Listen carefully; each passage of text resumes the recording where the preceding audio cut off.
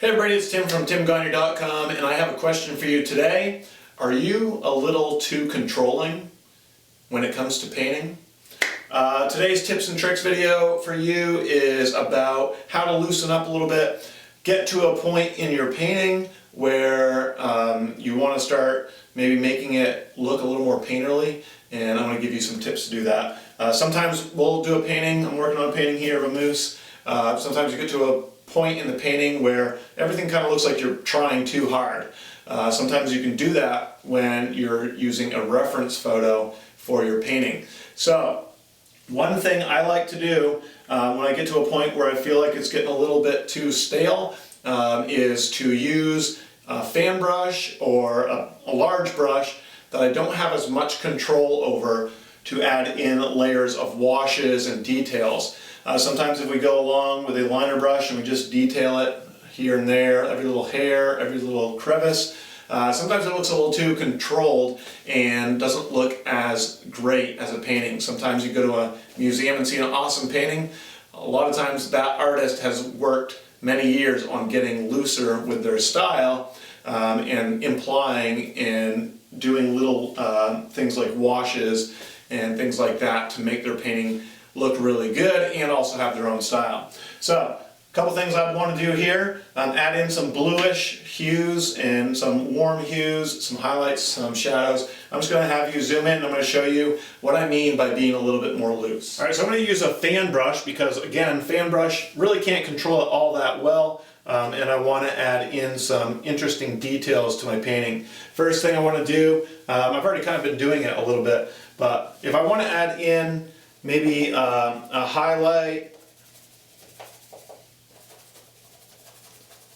that's a little bit more bluish. As I look at this reference photo, I've got some little reflected highlights through the hair here and there, and I'm just looking at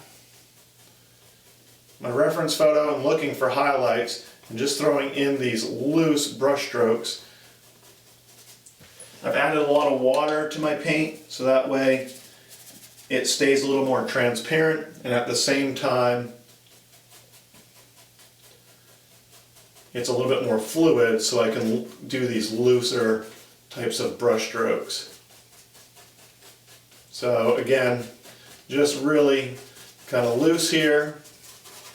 The same thing can work with shadows. If I want to go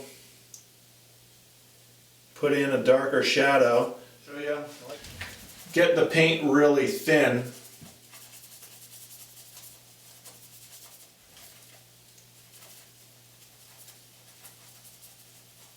So for a shadow color, I'll get the paint really thin, add lots of water to it, kind of wipe off the extra paint. And if I want to go in through some of these shadows here, make it a little bit more bluish, just because like I said, I want it to be painterly. I want it to have some kind of unique characteristics. I don't want to just paint the photo. So adding in some of these kind of bluish, loose streaks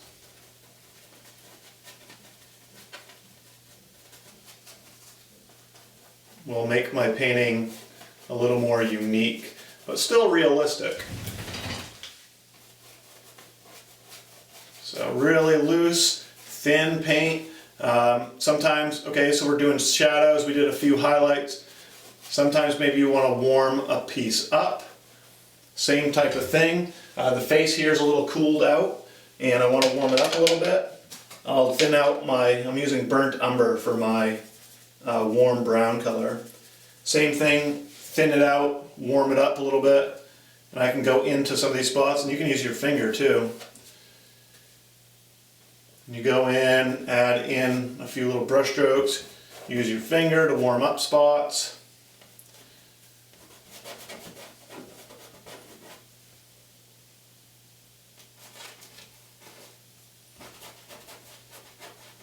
The thinner you make the paint, the more transparent it will be too. So if you want to use that concentrated burnt umber, you can do some directional brush strokes, kind of indicates the shape of the fur or hair on if you're doing an animal. But again, you can apply this looseness to anything that you paint. The key is to get a good proportion and shape, and then just kind of have some fun going through. I wanted to warm up this part. Just have some fun going through and being really loose. Look for directional type brush strokes, but keep the paint nice and thin, and you'll see that as it dries, it creates a really nice layer on your painting. So you can warm places up, cool them down, darken, lighten.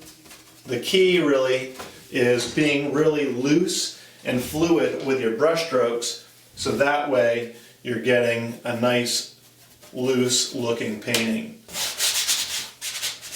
Alright, so today's tips and tricks video, just a recap, is to loosen up and stop being so controlling when you're doing a painting. And this is something that if you've never done loose brush strokes, washes, cooling down, warming up spots, you might have a hard time at first. The key is to just look at your reference photo, see if there's any directional shape. If the nose curves down, you're going to do brush strokes down. If you see fur like that's wavy, you're going to do wavy brush strokes. And the thing is, just keep overlapping, and you'll start to get the hang of it. You'll start to loosen up a lot, and your painting will thank you for it, because you'll get more of a painterly feel. You always probably wonder how some of the great artists make their paintings look so good, but when you walk up to it, it's just kind of random brush strokes. That's the key. Suggest things, suggest highlights, suggest shape, but be very loose with the brush strokes. You can get a good base down and then do that. So experiment with it. Do a small painting, do something really nice, use the grid method, even trace something onto the canvas, block it in, and then try some loose brush strokes over it. If you have any questions, you can comment down below. I'll be happy to answer those. Make sure you visit my website, timgagne.com, for all of your online painting lesson needs. I have online lessons ranging from portraits to landscapes, everything you can think of, oil and acrylic. Got some drawing lessons as well. So make sure you check that out. Also, I do in-person workshops, so I'd love to see you at one of my in-person workshops. Make sure you check out my schedule. Last but not least, please subscribe and share. And as always, thank you for watching, and I'll see you again soon.